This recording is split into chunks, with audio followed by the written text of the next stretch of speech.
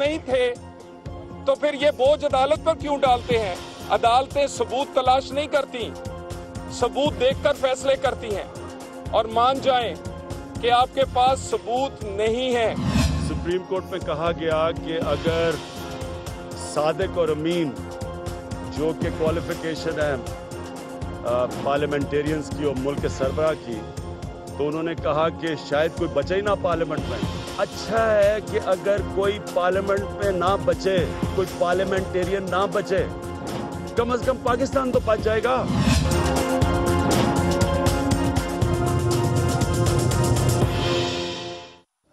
السلام علیکم ناظرین، آپ دیکھ رہے ہیں پروگرام کاشف عباسی کے ساتھ۔ بہت سی مختلف چیزیں آج سپریم کورٹ آف پاکستان میں پی ٹی آئی کے وکیل نے وہ پیش بھی کی اور ان پر بحث بھی کی۔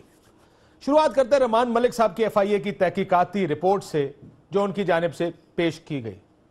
جو لاگ شیٹ تیار کی گئی جو سپریم کورٹ میں پیش کی گئی آج رپورٹ تھی، اس میں کہا گیا شریف خاندان کی ایف ای بی سی اور ڈی بی سی کے ذریعے کی گئی منی لانڈرنگ، اس کے ثبوت موجود ہیں ایف آئی اے کے پاس۔ پشاور کے حوالہ گروپ کے ذریعے پیسے کی منتقلی، اسلام آباد تا لاہور موٹر وے کی تعمیر کے لیے ڈائیوو کمپنی کو کانٹریکٹ دینے میں گھپلے، کالا دھن سفید کرنے کے لیے جعلی بندوں کے نام پر فورن کرنسی اکاؤنٹس کو کھلوانا، شریف خاندان کی ملکیت برٹش ورجن آئلینڈ اور جرسی آئلینڈ میں موجود آف شور کمپنیاں، شریف خاندان کی منی لانڈرنگ کی جو کی گئی اس کی جو رقوم آگے پیچھے بھیجی گئی اس کی بھی ایک سمری اس میں موجود ہے۔ بہت زیادہ کچھ اس میں ایویڈنسز بھی لگے ہوئے ہیں۔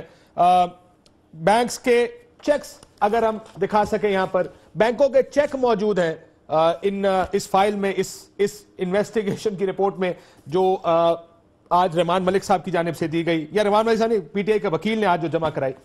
اس کے علاوہ آپ چلیں شریف خاندان کی منی لانڈرنگ کی جو رقوم دی گئی اس کے بارے میں بھی بہت کچھ اس رپورٹ میں موجود ہے۔ $11 ملین کے فنڈز بھیجے گئے برطانیہ میں، آف شور کمپنی کے ذریعے $5 ملین کی اپارٹمنٹ یا جائیدادیں خریدی گئیں۔ برطانیہ میں جو بزنس اور جائیدادوں کی آف شور کمپنیوں کے ذریعے مینجمنٹ جن کو سوئٹزرلینڈ میں موجود ہینز روڈولف ویگملر چلا رہے، جس کی مالیت $50 ملین ہے۔ آج کی تاریخ تک اس رپورٹ کے مطابق، یعنی یہ جب رپورٹ پیش کی گئی ہے ستمبر 1998 میں یہ رپورٹ پیش کی گئی تھی اس وقت کے صدر رفیق تارڑ صاحب کو، کہ آج کی تاریخ تک $67 ملین کی منی لانڈرنگ بے نقاب ہو چکی ہے۔ دستاویزاتی ثبوتوں سے انہوں نے کہا کہ بالا تر ہو کر ایون فیلڈ ہاؤس اور شریف خاندان میں تعلق نکل آیا ہے، یعنی یہ جو اپارٹمنٹس آج کے ان کا تعلق آپس میں جوڑ دیا اس رپورٹ کے ذریعے۔ سلیمان ضیاء کے جعلی اکاؤنٹ سے $20,81,000 سے زائد کی ادائیگیاں ہوئی، $7 لاکھ کے ٹریول چیک تاریخ 4 اکتوبر 1994 کو، $7,50,000 کے سعودی ہالینڈ بینک ریاض کے جاری کردہ ٹریولر چیکس یہ بھی اس رپورٹ کے اندر دکھائے گئے۔ قاضی کیس بھی اس رپورٹ کا حصہ ہے، اور آج قاضی کیس آپ نے سنا ہوگا، اس پہ ہم پہلے بھی پروگرام کر چکے ہیں۔ اسحاق ڈار صاحب کا اعترافی بیان بھی آج عدالت میں زیر بحث آیا۔ اس کی تاریخ ہم پہلے بتا چکے ہیں، ہم آپ کو اس کی ایک اور تاریخ دوبارہ بتانے کی کوشش کرتے ہیں کہ 60 کی دہائی میں نوجوان اسحاق ڈار صاحب تعلیم کے لیے برطانیہ کا رخ کرتے ہیں۔ مسعود قاضی کے مطابق، جن کا نام اس میں شامل ہے، جن کے نام پر اکاؤنٹس کھولے گئے ان کی نالج اور مرضی کے بغیر، ان کے مطابق ان کے گھر 7 سال تک ڈار صاحب رہے اور ان کے اتنے قریب آگئے جیسے ان کا 5واں بیٹا ہو۔ تعلیم مکمل کر کے 1974 میں ڈار صاحب واپس آئے، لیکن رابطہ خاندان کے ساتھ برقرار رہا، وہ اپنے برطانوی دوروں میں انہی کے گھر آتے جاتے رہے۔ ظاہر ہے یہ اسحاق ڈار صاحب تھے۔ 1990 میں سیاست میں قدم رکھا اور شریف خاندان کے اقتدار میں آنے کے بعد بھی یہ برطانیہ میں قاضی خاندان کے ساتھ ہی قیام کیا کرتے تھے۔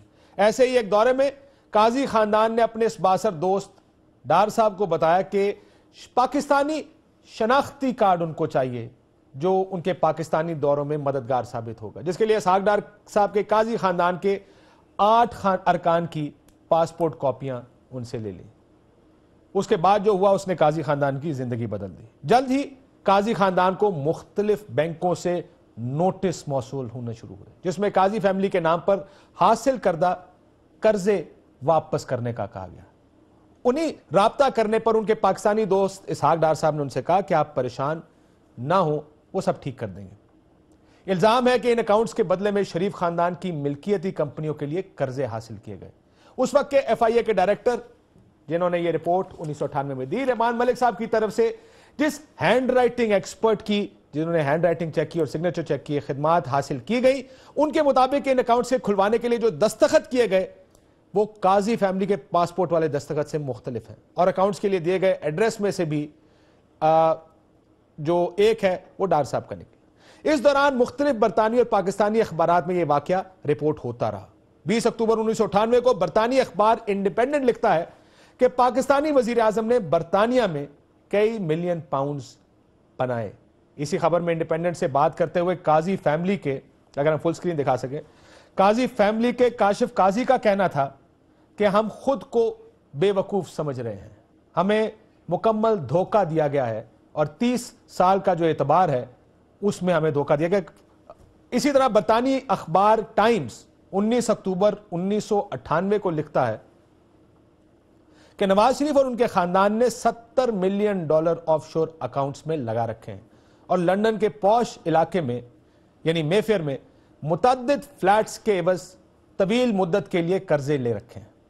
जब अखबारात में भौंचाल बरपा था, उन्हीं दिनों मसूद अहमद काजी ने उस वक्त के पाकिस्तानी वजीर आजम नवाज शरीफ साहब के नाम एक खत लिखा। मसूद अहमद काजी साहब इस खत में लिखते हैं, यह खत उनका अपना लिखा हुआ वजीर आजम साहब को, वजीर आजम पाकिस्तान मियां मोहम्मद नवाज शरीफ साहब को सीक्रेट लिखा गया। कहते हैं, मोहतरम वजीर आजम साहब, हमारी लंदन में मुख्तसर सी लेकिन सोमो सलात की पाबंद एक फैमिली है जिसका तारुफ मियां शहबाज शरीफ साहब से उनके इमाम पर साबका साल लंदन में हुआ था। मैं अरसा 40 साल से लंदन में मुकीम हूं। लंदन स्टॉक एक्सचेंज में 30 साल वाबस्तगी के बाद सिर्फ 500 पाउंड माहवार पेंशन पर रिटायर हुआ। सिकंदरा मसूद नामी मेरी बीवी, जो साबका 2 साल के दौरान पाकिस्तान के अलावा यहां भी बहुत मशहूर हो चुकी हैं। अखबारात और टीवी पर पाकिस्तान में यानी केबल टीवी और अखबारात में, यहां पर भी बरतानिया में भी बहुत नेगेटिव पब्लिसिटी हुई है कि इस खातून का डार साहब से कैसा ताल्लुक है। फोटोज वगैरह दिखाए गए वगैरह वगैरह। उसमें वो अपने बच्चों का नाम भी बहुत सारे और उनकी फैमिली का नाम भी लिखते हैं जो जेर तालीम उनमें से एक बरतानिया में था। मिसेस सिकंदरा काजी के अलावा नुज़त गौर काजी, काशिफ मसूद काजी और तलत मसूद काजी भी अपने वालिद की तरह बहुत मशहूर हो चुके हैं। फर्क सिर्फ इतना है कि ये मशहूरी फेमस नेचर की नहीं बल्कि नोटोरियस नेचर की, यानी ये अच्छी मशहूरी नहीं बल्कि गलत बुरी मशहूरी है।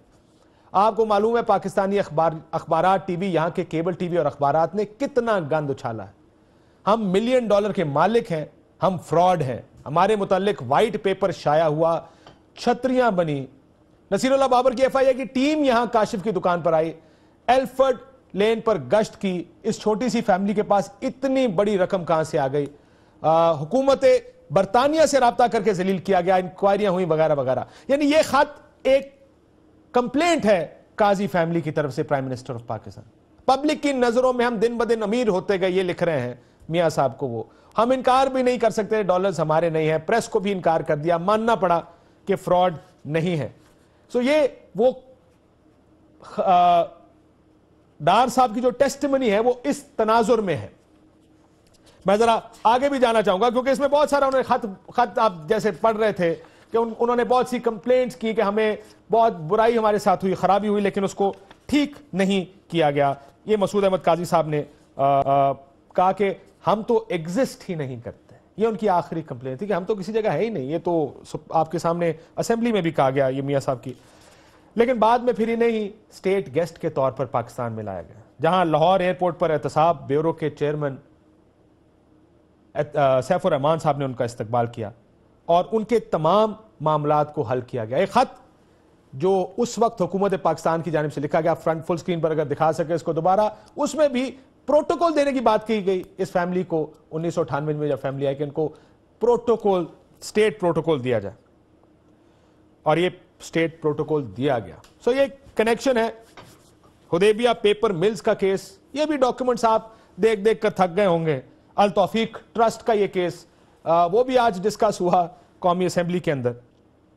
ڈار صاحب کا اعترافی بیان, رحمان ملک صاحب کی یہ رپورٹ جس میں بہت سی چیزوں کے علاوہ لندن کے اپارٹمنٹس کا بھی ذکر ہے, اور ایک خط کا بھی ذکر کیا جو اس وقت کی وزیر اعظم پاکستان محترمہ بے نظیر بھٹو صاحبہ کو لکھا گیا, اور یہ خط لکھا گیا میاں صاحب کے کزن خالد معراج صاحب کی طرف سے, اور کہا گیا کہ کس طرح کمپنیاں ساری شریف فیملی یا جو مین فیملی ہے ان کے حصے میں چلی گئی ہیں اور ان کے پاس کچھ نہیں.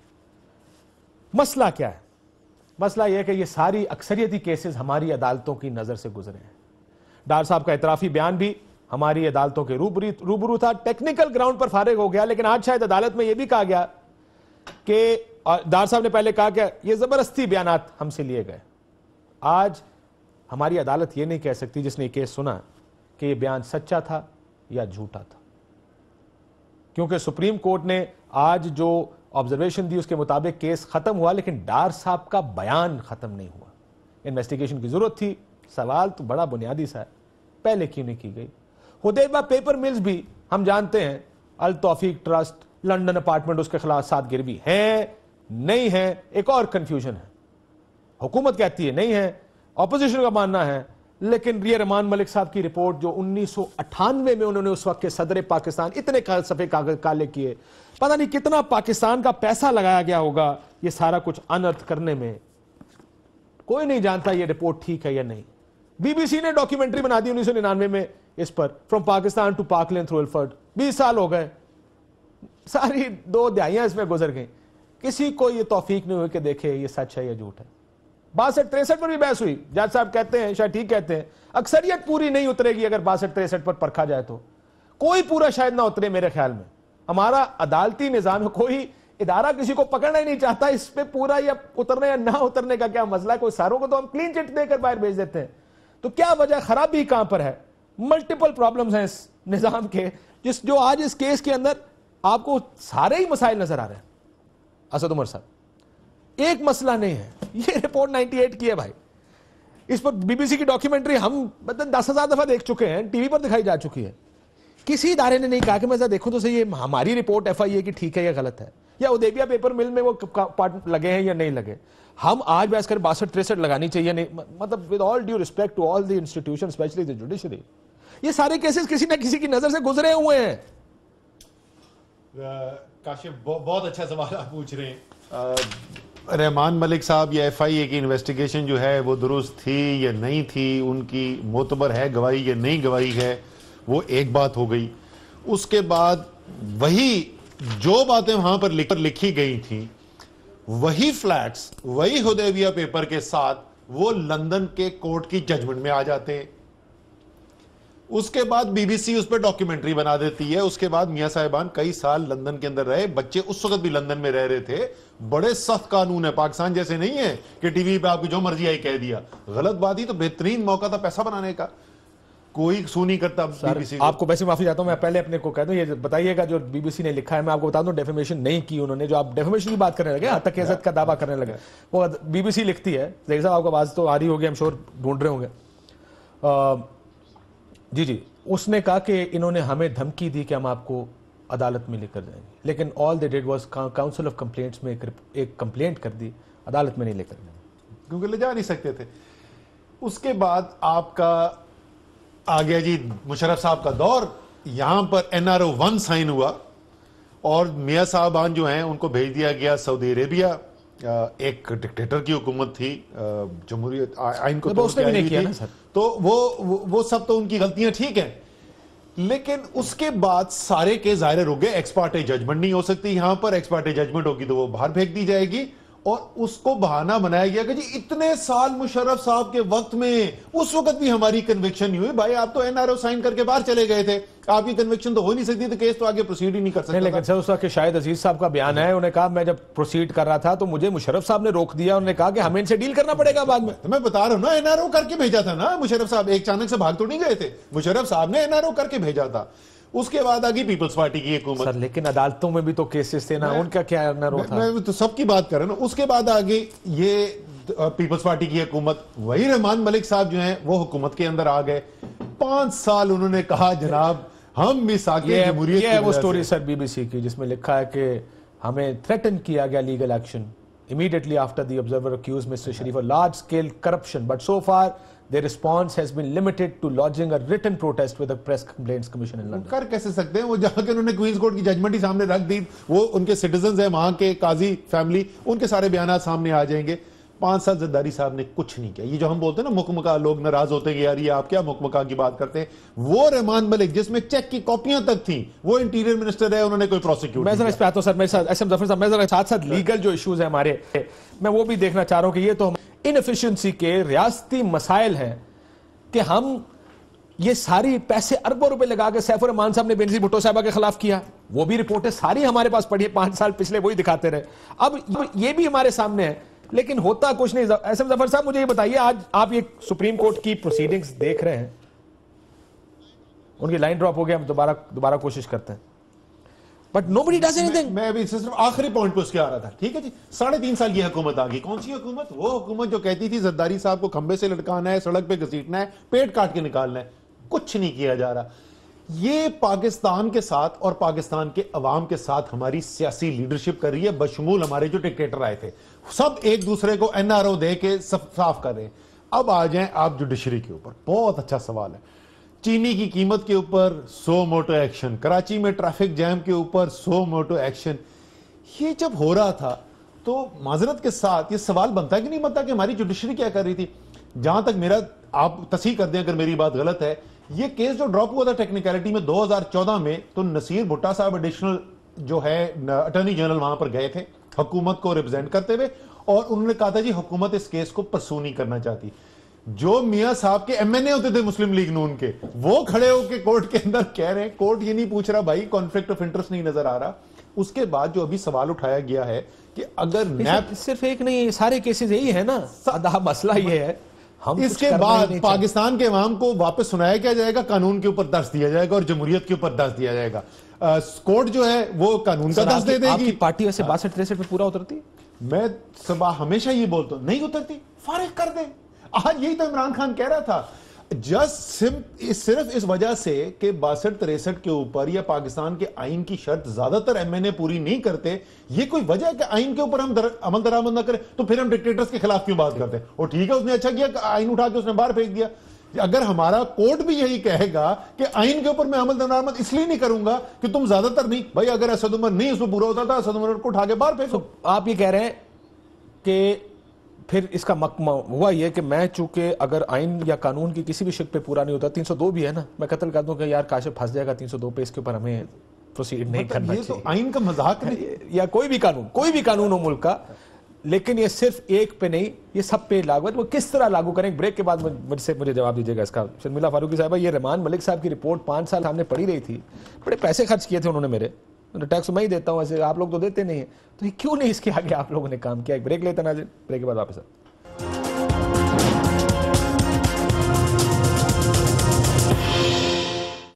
वेलकम बैक नाज़रीन। असम जफर साहब मेरे साथ मौजूद हैं, साबिक लॉ मिनिस्टर भी हैं, मेरा ख्याल one of the few people who understand the law as much as he does, very few. Assam Zafar साहब, अस्सलाम वालेकुम। वालेकुम अस्सलाम। सर, ये केस जिस तरह चल रहा है, मुझे आपको क्या लगता है कि 62-63 आपके ओपिनियन में अदालत का काम है लगाना किसी पर? अदालत के सामने मेरा ख्याल है सैकड़ों नहीं, हजारों नहीं तो सैकड़ों डॉक्यूमेंट्स पेश हो चुके हैं, जिसमें बहुत कुछ मटीरियल भी मौजूद है, बहुत कुछ मटीरियल के ऊपर तनकीद भी हो रही है। तो अभी तो ये कहना कि अदालत किस तरफ जा रही है बहुत मुश्किल है। लोग आमतौर पर अदालतों के जज साहिबान के लाउड स्पीकिंग पर अंदाजे लगाना शुरू कर देते हैं कि शायद जो जज साहिबान सवालात पूछते हैं या जिस जानिब वो किसी वकील का ध्यान दिलवाना चाहते हैं, शायद यही उनकी नीयत है कि फैसला वो हो। ये बड़ा अवामी सोच है, वकील इस अंदाज से सोच नहीं सकता और ना वकील को सोचना चाहिए। वकील तो यही सोचता है कि इस सवाल का जवाब मैं दे दूं, लेकिन इससे ये नतीजा मैं नहीं निकालूंगा कि अगर मैं सवाल उनके मुताबिक जो उनका ख्याल है कि सवाल का जवाब होना चाहिए वो दे दूंगा तो उसका फैसला भी उसी के ऊपर मुनसर होगा। फैसले के लिए बहुत सारी चीज़ें देखनी होती हैं, दूसरे वकीलों की बहस भी होती है, तो मैं अभी नतीजा तो नहीं निकाल सकता, لیکن میرا اندازہ ایک ضرور ہے جی سر. اور یہ آج کا نہیں ہے، بہت شروعات سے ہے کہ اس مقدمے کی تہ تک پہنچنا بہت ضروری ہے، اور اس کے لیے یہ 5 جج صاحبان خود بیٹھ کر، کیونکہ یہ زیادہ سے زیادہ بہت کمزور قسم کی انکوائری کر سکتے ہیں، بہت ہی کمزور قسم کی انکوائری کر سکتے ہیں. جو کاغذات پیش ہو گئے انہی کو متعلق دیکھ کر فیصلہ کرنا پڑ جاتا ہے. یہ ایک لحاظ سے کانسٹیٹیوشنل کیس کم ہے، فوجداری کیس زیادہ ہے، اور فوجداری کیس میں احتیاط کی بھی اتنی ہی ضرورت ہوتی ہے جتنی کہ کسی انصاف کی ضرورت بتائی جاتی ہے، وہ سب سے زیادہ فوجداری مقدمے میں ہوا کرتی ہے. تو میرا یہی اندازہ ہے ابھی بھی، اور میں اپنے پہلی رائے پہ ابھی بھی قائم ہوں کہ فیصلہ کے کرنے سے پہلے سپریم کورٹ کو، ان 5 محترم جج صاحبان کو یہ نتیجہ اپنے طور پر نکال لینا ہوگا کہ پہلے ہمیں ایک ایسا کمیشن بنانا پڑے گا جس کے پاس صرف انکوائری کمیشن نہ ہو، وہ ایک تحقیقاتی کمیشن ہو، اس طرح سے کہ ان کے پاس اختیارات ہوں کہ وہ سی آئی اے سے، وہ اپنے آئی ایس آئی سے، وہ بی آئی سے، ان سب سے حکم دے کر تفتیش کے لیے ان سے تلاش کرانے کے لیے اور تہ تک پہنچنے کے لیے. سر یہ بتائیے گا بارے ثبوت آپ کے خیال میں کس پر ہے؟ جی بارے ثبوت کس پر ہے آپ کے خیال میں؟ کس چیز کا؟ یہ جو میاں صاحب کی پراپرٹیز ہیں لنڈن کی، حسین نواز کے نام ہے یا مریم صاحبہ کے نام ہے؟ اس میں بھی بہت سے کاغذات تو موجود ہیں، بیانات کی تردیدیں ہو رہی ہیں. اب بیانات کوئی اسمبلی میں ہیں، کوئی باہر ہے.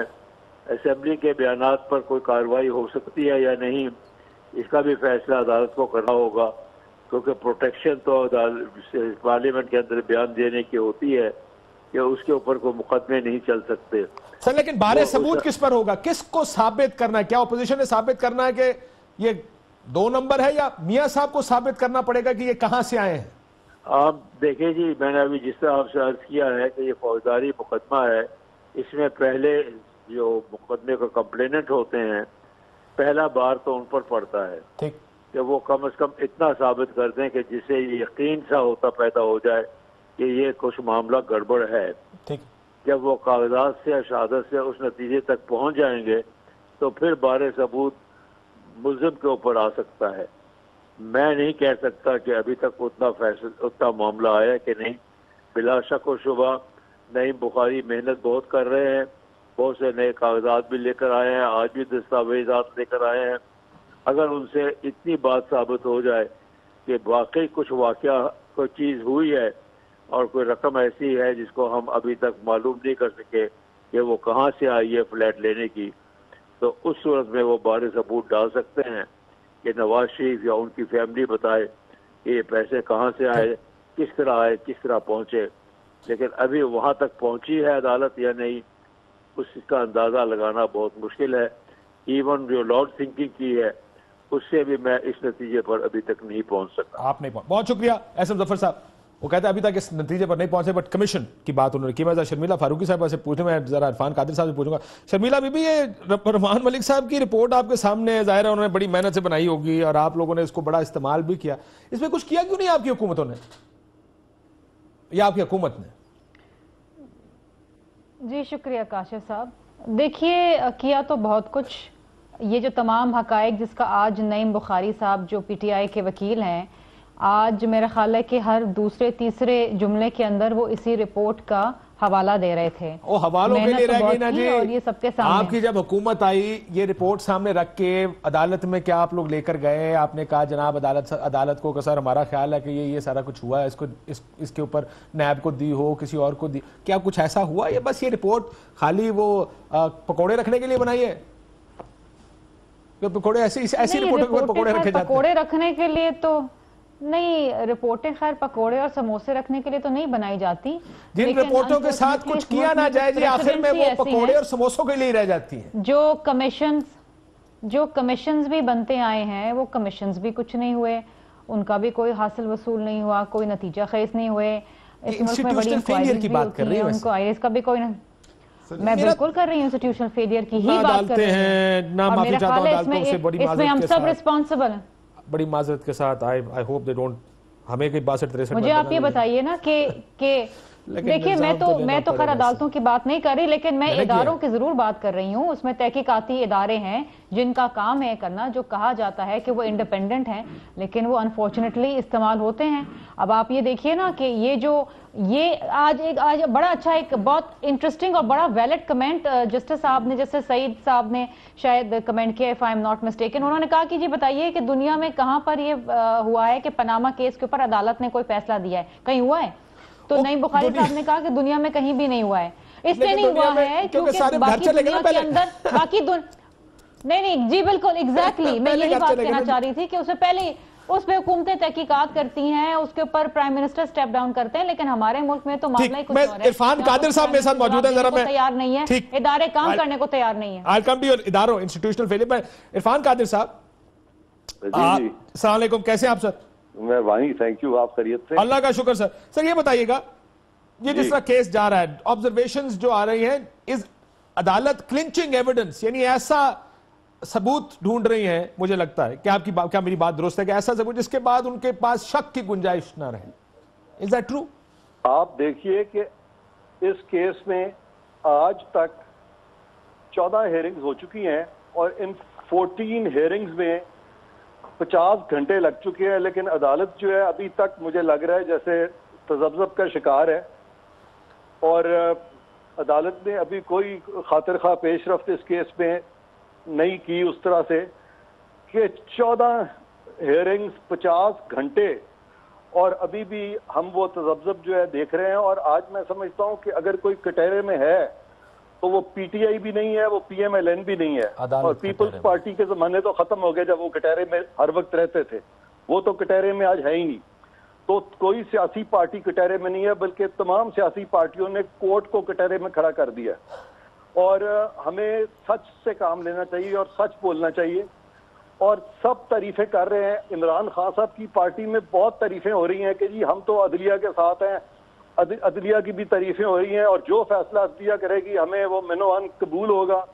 اور اسی طرح سے پی ایم ایل این کہہ رہی ہے کہ ہمیں عدلیہ کے فیصلے قبول ہیں، اور سب عدلیہ کی تعریفیں کر رہے ہیں. باوجود ان تعریفوں کے اسد عمر صاحب نے بڑی اچھی بات کی. انہوں نے کہا کہ یہ جو سو موٹو پہلے ہوتے تھے آج وہ سو موٹو کہاں گئے. In other word Asad Umar صاحب بھی کورٹ کا جو کانڈکٹ ہے اس کو بڑے غور سے وہ اس کا ڈائسیکشن کر رہے ہیں، اور انہوں نے اس پہ ہمیں کھل کے بات کرنی چاہیے. بیکاز ایک جمہوریت میں، ایک ڈیموکریسی میں کورٹ پبلک ڈومین میں ہے. کورٹ بھی پبلک ڈومین میں اسی طرح سے ہے جس طرح سے کہ ہمارے سیاستدان پبلک ڈومین میں ہے. اگر ہماری پارلیمنٹ پبلک ڈومین میں ہے تو ہمارے کورٹس بھی پبلک ڈومین میں ہے. اور سچ بولنا اٹ از نو کنٹیمپٹ. اور مجھے آج یہ بڑے افسوس سے کہنا پڑتا ہے کہ پچھلی حکومت میں بہت سارے لوگوں کو ڈسکوالیفائی کر دیا گیا اور کورٹ نے خود ڈسکوالیفائی کیا. آج کورٹ اس مشکل میں پھنسی ہوئی ہے کہ اگر پرائم منسٹر صاحب کو وہ ڈسکوالیفائی نہیں کرتے، ان کی جو سٹیٹمنٹ ہے جہاں پہ تضادات ہیں ان پہ اگر ڈسکوالیفائی نہیں کرتے تو پھر کورٹ کے پاس کیا جسٹیفیکیشن رہ جاتی ہے اس کی لیجٹمیسی کی کہ پچھلی حکومت میں تو آپ نے ڈسکوالیفائی کر دیا. یوسف رضا گیلانی صاحب کے کیس کو اگر آپ کمپیئر کریں تو کورٹ نے خود ان کو ڈسکوالیفائی کر دیا. ڈیفیمیشن میں کیا تھا نا سر وہ تو نہیں بالکل نہیں. آپ ذرا غور سے سنیے اس بات کو. اس کیس میں یوسف رضا گیلانی صاحب کا موقف صحیح تھا، آئین کے مطابق تھا، اور کورٹ کو یہ بات راجہ پرویز اشرف صاحب کے کیس میں ماننی پڑی تھی. اور میں اٹارنی جنرل تھا اور میں اس کیس میں پیش ہوا تھا، اور میں نے کورٹ کو جب یہ باور کرا دیا تھا تو کورٹ نے کہا تھا، یہی جسٹس کھوسا صاحب جو آج سینئر جج ہیں، انہوں نے میرے سامنے مجھے کہا تھا کہ صدر صاحب جو ہے ان کو امیونٹی پاکستان میں بھی ہے، ان کو سوورن امیونٹی بھی ہے، اور ہم اس چیز کو مانتے ہیں. اور جب کورٹ نے اس چیز کو مانا تھا تو پھر کنٹیمپٹ کس بات کا؟ پھر تو ایک ایکسرسائز ان فیوٹیلٹی ہو رہی تھی. لیکن اس وقت جب ہم نے دیکھا کہ کورٹ مشکل میں آیا ہے تو ہم نے کورٹ کی ساکھ بچانے کے لیے درمیانی رستہ یہ نکالا تھا کہ ہم نے راجہ پرویز اشرف صاحب کے کیس میں پھر کہا تھا کہ چلیں ہم خط میں یہ چیزیں لکھتے ہیں. ہم نے کورٹ کی ساکھ کو اس وقت بھی بچا لیا تھا. لیکن کورٹ کو بھی اپنی ساکھ کا خیال رکھنا چاہیے اور اس طرح کے لا کی ان ایکول اپلیکیشن نہیں ہونی چاہیے. اور اس وقت رستہ بڑا آسان ہے، مشکل رستہ نہیں ہے. when you appear in front of the court you have different، جس طرح different politicians ہوتے ہیں، کورٹ میں ججز بھی مختلف نوعیت کے ہوتے ہیں نا جی. آپ جرنلسٹ بھی مختلف نوعیت کے ہوں گے، وکیل بھی سیاست نہیں کرتے انفارچونیٹلی. آج اگر ہم دیکھیں تو ہماری پولیٹیسائزیشن ہو رہی ہے سارے اداروں کی، یہ نہیں ہونا چاہیے. ٹھیک، پولیٹیسائزیشن ہو رہی. بہت شکریہ Irfan Qadri. I'll talk to you in detail with this because this has to go in that direction where ہمیں کہا جاتا نہ جائیں، لیکن یہ کہیں نہ کہیں یہ بات ہونی پڑے گی. آپ اس ملک کو دیکھیں اینڈ آئی تھنک میاں صاحب شوڈ اسٹے، پرائم منسٹر ہیں بے شک، لیکن ایسے ملک چلے گا کہ ہم یہ بھی نہیں جانتے کون سی بات ٹھیک ہے، کون سا ادارہ ٹھیک کام کر رہا ہے، غلط کام کر رہا ہے، عدالت کا فیصلہ ٹھیک ہے. یہی فیصلے ہیں نا، یہی چیزیں پیش ہوتی ہیں اور پھر کہتے ہیں نہیں جی اس کے اوپر فیصلہ نہیں ہو سکتا، اس کے اوپر کس چیز پہ کریں گے فیصلے؟ میں بہت سادہ سی اگر مثال دے دوں کہ ہم یہ بحث کر رہے ہیں کہ اچھا اگر انہوں نے جھوٹ بولا، یہ ایک سے زیادہ دفعہ سوال پوچھے تھے تو کیا ان کو گھر بھیج دیا جائے؟ تو پرجری کا قانون جو ہے اس کو نکال دیں قانون سے، انسان کو جھوٹ بولنے کی اجازت دے دیں. اگر جھوٹ بولنے کی آپ کو سزا نہیں ملنی ہے، اگر وزیر اعظم کو نہیں ملنی ہے تو باقی کسی شہری کو کیوں ملے؟ ایسے یہ بات ایک بالکل درست کر رہے ہیں کہ اس وقت جو ہے وہ قوم دیکھ رہی ہے. دیکھیں میں تو نہ وکیل ہوں، نہ مجھے بہت زیادہ کوئی آئین سمجھ میں آتا ہے. میں صرف یہ دیکھ رہا ہوں کہ پاکستان کا وزیر اعظم جو ہے اس وقت وہ اس کے خلاف ایک مقدمہ چل رہا ہے، اور اس مقدمے میں ساری بحث جو ہے وہ یہ ہو رہی ہے کہ قانون کا کون سی ٹیکنیکلٹی سے کون سے ادارے نے وقت پہ نہیں کی، کس نے جا کے کیا بیان دے دیا.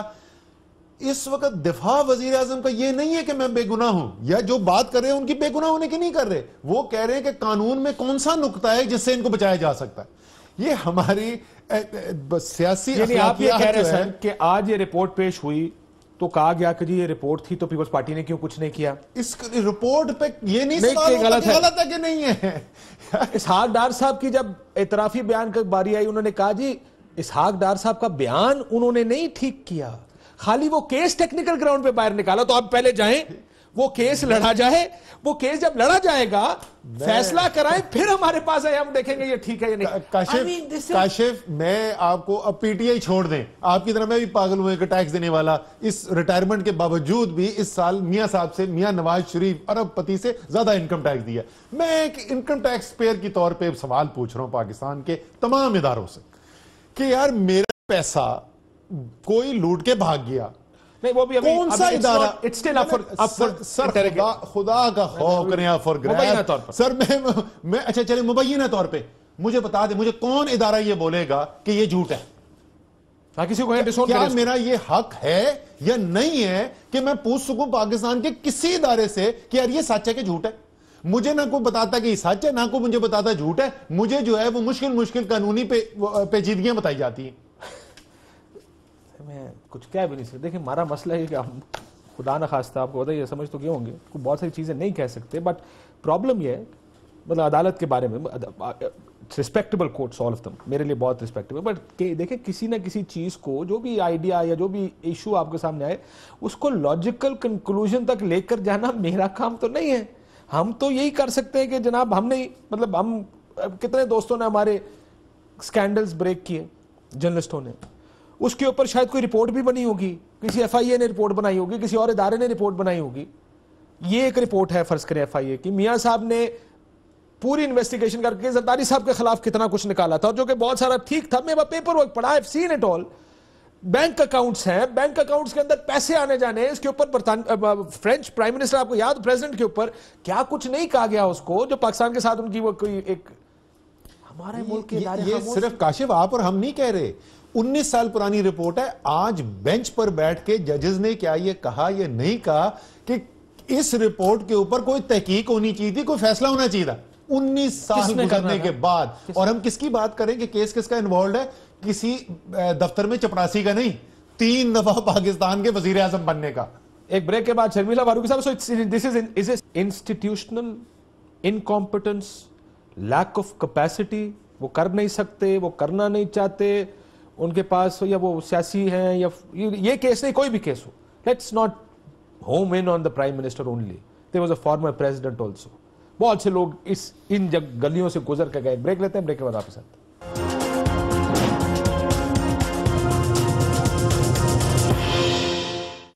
ویلکم بیک ناظرین. شرمیلا بی بی سے شروع کرتا ہوں اسٹوڈیو میں. سو ہمارا سسٹم سسٹم خراب ہے شرمیلا فاروقی صاحب, سسٹم خراب ہے. سیاسی جماعتیں اپنا کام نہیں کرنا چاہتی. آپ کی حکومت آتی ہے, آپ اس رپورٹ پہ کچھ کرنا نہیں چاہتے, آپ ایف آئی اے کو کچھ نہیں کہتے کیونکہ جب سپریم کورٹ فیصلہ دیتی ہے اصغر خان کیس کا, میاں صاحب آتے ہیں وہ آپ کے خلاف کچھ نہیں کرنا چاہتے سوئٹزرلینڈ کے کیسز کا. یہ اتنا اچھا ایک نیکسس بنا ہوا ہے کہ جب کیسز عدالت میں جاتے ہیں تو آپ کی پروسیکیوشن بھی اس کیس میں کچھ نہیں کرتی, اور عدالتیں بھی الحمدللہ اچھے فیصلے دیتی ہیں, وہ بہت اچھے فیصلے. Is that true as an analysis کہ یہ رپورٹیں بہت ملیں گی لیکن ان کا کرنا کچھ نہیں, پکوڑے تلنے. کاشف صاحب دیکھیے بات یہ ہے کہ صرف سیاسی جماعتوں کو یا میاں صاحب کو یا پیپلز پارٹی کے گورنمنٹ کو برا بھلا کہنے سے تو فائدہ نہیں ہوگا. صرف ایک ادارے کا سربراہ ادارہ پورا نہیں چلاتا, یہ نیچے ایک سیکشن آفیسر سے شروع ہوتا ہے, اور ہر ادارے میں اتنا گند آ چکا ہے, اتنا گند آ چکا ہے کہ اٹ از میرا خیال ہے کہ نیکسٹ ٹو پرابلی امپاسبل. اچھا مجھے بتائیے رحمان ملک صاحب کی رپورٹ میں سیکشن افسر کی وجہ سے دھول کھا رہی ہے کسی ایف آئی اے کے دفتر میں؟ نہیں, دیکھیے رحمان ملک صاحب نے تو یہ رپورٹ بنائی when he was additional director F I A, اور جب ہماری حکومت آئی ظاہری بات ہے کہ ہم نے بھی سوچ سمجھ کے اس پہ اس طریقے سے ایکشن نہیں لیا جو شاید ہمیں لینا چاہیے تھا, کیونکہ سامنے سے الزام یہی آتا کہ پولیٹیکل وکٹمائزیشن ہو رہی ہے. آپ کو یاد ہوگا کہ اصغر کیس جو تھا اس کے اندر Iftikhar Chaudhry, this is a fact. میں مطلب یہ جو لوگ یہاں پر بیٹھ کے یہ باتیں کر رہے ہیں, مجھے بتائیے کہ عمران خان صاحب کی پارٹی کی حکومت ہے خیبر پختونخوا میں, انہوں نے چند وزراء نکالے. وہ بات آپ کی عمران خان بھی اسی میں ہے نا, وہ پولیٹیکل پرویز خٹک صاحب بھی اسی پولیٹیکل سسٹم کی پیداوار ہے نا جی. ہم سب جو ہیں ہم سب کی کہیں نہ کہیں کوئی نہ کوئی مجبوری, کوئی نہ کوئی ریزرویشن آ جاتی ہے. بات ابھی آپ نے عدالت کی بات کی, میں تو اس کو بالکل ٹچ نہیں کروں گی, میں کنٹینٹ میں اندر نہیں آنا چاہتی ہوں. آپ بات کر سکتے ہیں, میں نہیں کر سکتی جی. I will not comment on the honorable court and the honorable judges. No, but I'm saying these things may go to the honorable court. Why do they, جب اگر عدالت آج کہہ رہی ہے کہ they should اسحاق ڈار صاحب کا آج بھی بیان موجود ہے, ٹیکنیکل گراؤنڈ تھا, ٹیکنیکل گراؤنڈ کو کہیں نہ کہیں آپ کو دوبارہ اٹھانا بھی تو چاہیے نا کہ یار ٹیکنیکل تو ہے, لیکن let's look at the contents of the. Clear کس نے کیا کاشف صاحب؟ اسحاق عدالت کہہ رہی ہے کلیئر کسی نے نہیں کیا, آج سپریم کورٹ کہہ رہی ہے ان کو کسی نے کلیئر نہیں کیا. اسد عمر صاحب یہ that's a problem. نیب نے کلیئر کر دیا. No, they are saying technical ground پہ کیس اڑایا ہے, کلیئر نہیں کیا. دیکھیں پرابلم جو آپ کہہ رہے ہیں, پرابلم جو ہے وہ سسٹم کا نہیں ہے. سر یہ ایک سسٹم کا پرابلم نہیں ہے. آپ دنیا کا جو مرضی سسٹم بنانا افراد اس کو چاہیں وہ بنا لیں. کہنے کا مطلب یہ ہے کہ اگر آپ کا حکمران یہ چاہتا کہ اس کو انویسٹیگیٹ کر کے میں نے توڑ پہنچانا تو پہنچا دیتا. کیوں نہیں؟ اگر مشرف آتے, وہ انہوں نے ان تمام کیسز کو استعمال کیا اپنے پولیٹیکل ایڈوانٹیج کے لیے, ڈیلز کٹ کی. پہلے ایک نواز شریف کے ساتھ این آر او کیا, پھر دوسرا این آر او جو ہے وہ پیپلز پارٹی کے ساتھ کیا. وہ چاہتے تو اس وقت بھی ہو سکتا تھا. زرداری صاحب نے بہت عقل مندی کا فیصلہ کیا, 5 سال انویسٹمنٹ کی انہوں نے, اس کا پچھلے 3.5 سال سے ریٹرن مل رہا ہے.